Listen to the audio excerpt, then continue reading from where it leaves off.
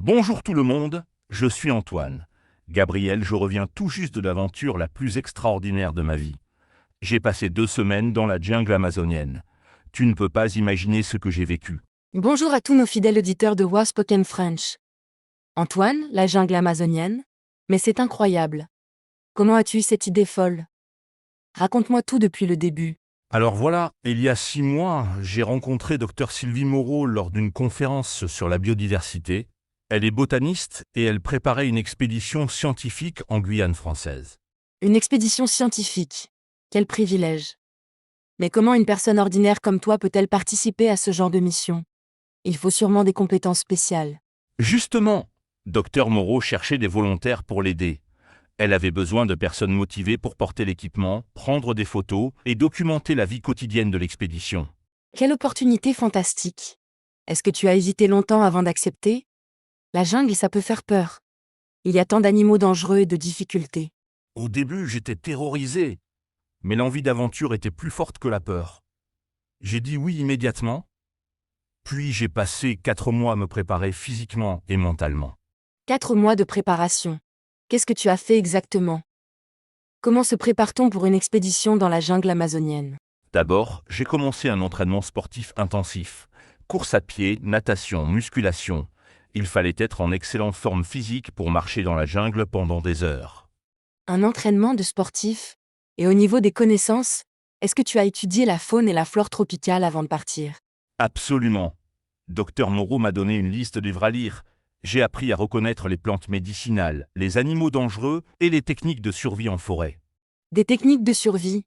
Voilà qui sonne sérieux. Qu'est-ce que tu as appris de plus utile? Comment fait-on pour survivre dans la jungle? Par exemple, comment purifier l'eau avec des plantes naturelles? Comment allumer un feu même sous la pluie? Et surtout, comment éviter les serpents venimeux et les araignées géantes? Des araignées géantes. Tu me donnes des frissons. Mais raconte-moi le départ. Comment êtes-vous arrivé en Guyane française? Nous avons pris l'avion à Paris. L'équipe était composée de 8 personnes, 4 scientifiques, 2 guides locaux, un photographe professionnel et moi. Une équipe internationale. Est-ce que vous vous connaissiez tous avant le départ? Comment s'est passée la première rencontre? Non, nous nous sommes rencontrés à l'aéroport. Il y avait Marie, spécialiste des insectes, Jean-Luc, expert en oiseaux tropicaux, et Sophia, biologiste marine, venue étudier les rivières.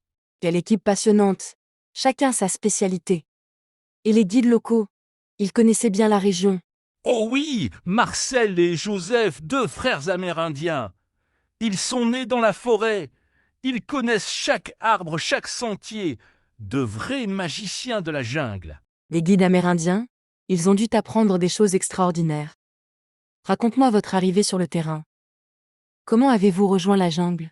D'abord, nous avons atterri à Cayenne. Puis nous avons pris un petit avion jusqu'à Saul, un village perdu au cœur de la forêt. Là, l'aventure a vraiment commencé. Saul. Ce nom sonne mystérieux. Est-ce que c'était votre camp de base? Comment était ce village au milieu de nulle part? Saul, c'est un petit paradis. 50 habitants, pas de route, pas de voiture. Seulement des maisons en bois sur pilotis et une piste d'atterrissage. Magique. Pas de voiture? Comment les habitants se déplacent-ils? Est-ce que vous avez dormi dans le village avant d'entrer dans la jungle? Ils se déplacent à pied ou en pirogue sur les rivières. Nous avons passé 2 nuits chez Marcel et sa famille. Sa femme, Célestine, nous a préparé des plats traditionnels délicieux. J'imagine que la traditionnelle. Qu'est-ce que tu as mangé? J'imagine que la cuisine amazonienne est très différente de ce qu'on connaît. Du poisson grillé pêché dans la rivière. Du manioc, une racine qui remplace notre pain. Et des fruits exotiques que je n'avais jamais vus. Tout était absolument délicieux. Ça me donne faim. Et ensuite, comment avez-vous quitté le village pour entrer dans la vraie jungle sauvage? Le 3e jour, nous avons chargé nos sacs à dos. 30 kilos d'équipement chacun. Tentes, nourriture, matériel scientifique. Et nous avons marché vers l'inconnu. 30 kilos? C'est énorme. Est-ce que tu as tenu le coup? La marche en jungle doit être épuisante avec cette chaleur et cette humidité. Les 2 premiers jours étaient un cauchemar. J'avais mal partout. Mais Marcel m'a appris à marcher correctement, à respirer, à économiser mes forces. Marcel semble être un excellent professeur. Qu'est-ce qu'il t'a appris d'autre? Comment survivre dans cet environnement si hostile? Il m'a montré comment lire la forêt, reconnaître les traces d'animaux, écouter les cris d'alarme des oiseaux. Trouver de l'eau potable, c'était fascinant. Lire la forêt? Voilà une expression poétique. Est-ce que vous avez rencontré des animaux dangereux? J'imagine que la jungle est pleine de créatures terrifiantes. Justement, le 4e jour, nous marchions tranquillement quand Marcel s'est arrêté brusquement. Il a murmuré « Jaguar ». Tout le monde reste immobile. Un jaguar, le roi de la jungle. Est-ce que vous l'avez vu? Qu'est-ce qui s'est passé? J'espère que personne n'a été blessé. Nous l'avons aperçu à travers les feuilles. Magnifique, puissant. Il nous a regardés pendant quelques secondes, puis il a disparu silencieusement. Mon cœur battait si fort. Et quelle rencontre extraordinaire et terrifiante. Est-ce que c'était la seule fois que vous avez croisé de gros prédateurs? Non. Nous avons aussi vu des caïmans dans les rivières, et le soir nous entendions les cris des singes hurleurs. Certains animaux nocturnes faisaient des bruits effrayants. Les nuits devaient être angoissantes. Comment dormiez-vous? Est-ce que vous montiez la garde à tour de rôle? Nous dormions dans des hamacs avec des moustiquaires. Marcel et Joseph surveillaient effectivement. Mais le plus difficile, c'était la chaleur et l'humidité. Tout était toujours mouillé. L'humidité constante, ça doit être épuisant. Mais parlons des découvertes scientifiques. Qu'est-ce que votre équipe a trouvé de passionnant? Marie a découvert 3 nouvelles espèces d'insectes. Incroyables. Des petites créatures qui n'avaient jamais été cataloguées par la science. Elle était folle de joie.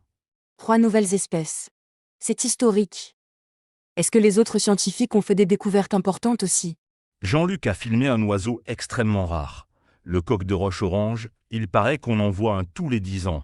Et Sophia a trouvé des poissons lumineux dans une rivière souterraine. Des poissons lumineux? Comme dans un conte de fées. Et toi, quel a été ton rôle exact dans toutes ces découvertes? Je documentais tout. Photos, vidéos, notes. J'aidais aussi à collecter les échantillons. Et le soir, j'écrivais le journal de l'expédition. Chaque jour était une aventure. Un journal d'expédition. Quel souvenir précieux. Est-ce que tu as vécu des moments particulièrement difficiles? Des situations dangereuses? Oh oui! Le 8e jour, nous avons été pris dans un orage tropical violent. Les arbres tombaient autour de nous. Nous avons dû nous abriter dans une grotte pendant 6 heures. 6 heures dans une grotte? Est-ce que vous aviez peur? Comment avez-vous occupé ce temps? Au début, nous étions inquiets. Mais Marcel nous a raconté des légendes amérindiennes. Joseph nous a appris des chansons traditionnelles. Le temps a passé vite. Des légendes et des chansons. Voilà une belle façon de surmonter l'angoisse. Est-ce que vous avez eu d'autres problèmes pendant l'expédition? Le 10e jour, Sophia s'est blessée à la cheville. Rien de grave, mais elle ne pouvait plus marcher.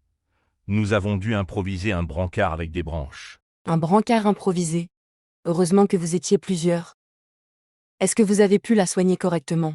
Marcel connaissait des plantes médicinales. Il a fait un cataplasme naturel.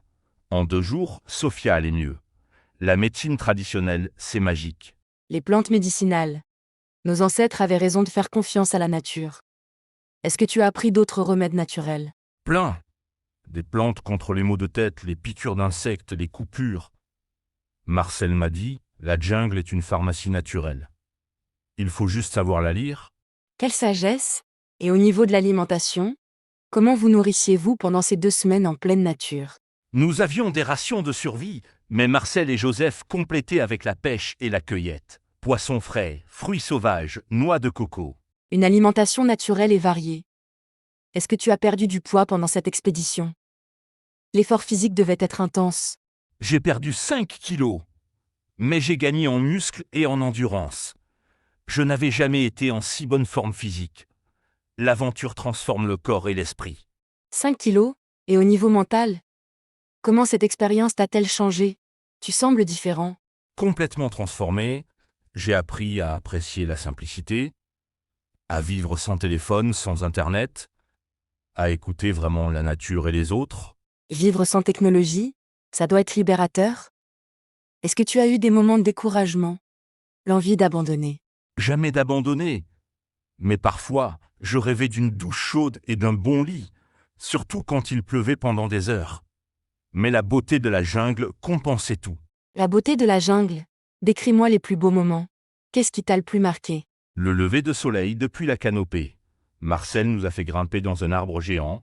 Nous étions à 50 mètres de hauteur. La vue était époustouflante. 50 mètres de hauteur. Tu n'avais pas le vertige? La vue devait être extraordinaire. Qu'est-ce que tu voyais de là-haut?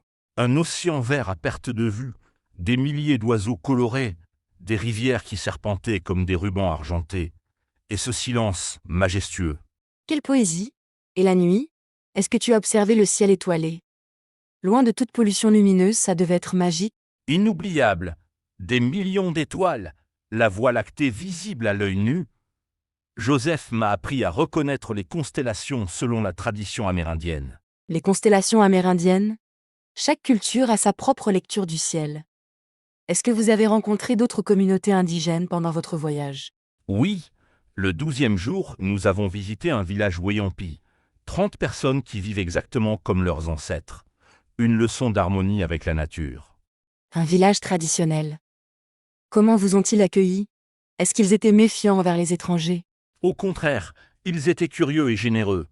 Ils nous ont montré leurs techniques de pêche, leurs danses traditionnelles. Nous avons partagé un repas communautaire. Un repas communautaire. Quel privilège de partager leur intimité. Est-ce que vous avez pu communiquer facilement? Parlaient-ils français? Quelques-uns parlaient français, mais nous communiquions surtout par gestes et sourires. Le langage universel de l'amitié. Les enfants étaient particulièrement attachants.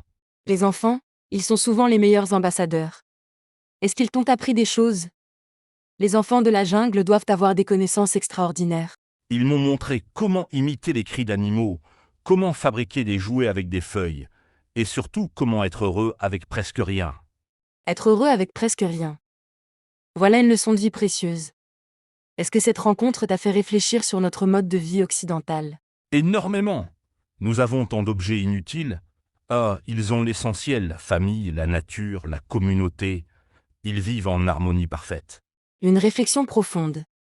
Et maintenant de retour à la civilisation, comment vis-tu cette transition? Est-ce que tu gardes des habitudes de la jungle? J'ai gardé l'habitude de me lever avec le soleil, de manger plus simplement, et surtout j'ai appris à vraiment écouter les autres. Sans interruption. Des changements positifs. Est-ce que tu restes en contact avec tes compagnons d'aventure, Dr Moreau et les autres? Bien sûr, nous avons créé un groupe de discussion. Dr Moreau m'a invité à présenter notre expédition dans des écoles. Partager cette aventure avec les jeunes. Présenter dans des écoles. Excellente idée. Les enfants doivent être fascinés par tes récits. Est-ce que tu as déjà commencé ces présentations? Oui, j'ai visité 3 écoles la semaine dernière. Les enfants posaient des questions extraordinaires. Ils voulaient tout savoir sur les animaux, les plantes. Les questions d'enfants sont toujours surprenantes. Est-ce que certains ont envie de devenir explorateurs après tes présentations? Plusieurs m'ont dit vouloir étudier la biologie. Une petite fille veut devenir botaniste comme Dr Moreau. Si j'ai inspiré ne serait-ce qu'un enfant, je suis heureux. Transmettre sa passion, voilà le plus beau cadeau. Et toi, est-ce que tu comptes repartir en expédition? Cette aventure t'a-t-elle donné le goût de l'exploration? Absolument. Dr Moreau organise une nouvelle expédition en Amazonie brésilienne l'année prochaine. Je me prépare déjà. Cette fois, je veux apprendre la langue portugaise. Une nouvelle aventure? Tu es définitivement devenu un explorateur.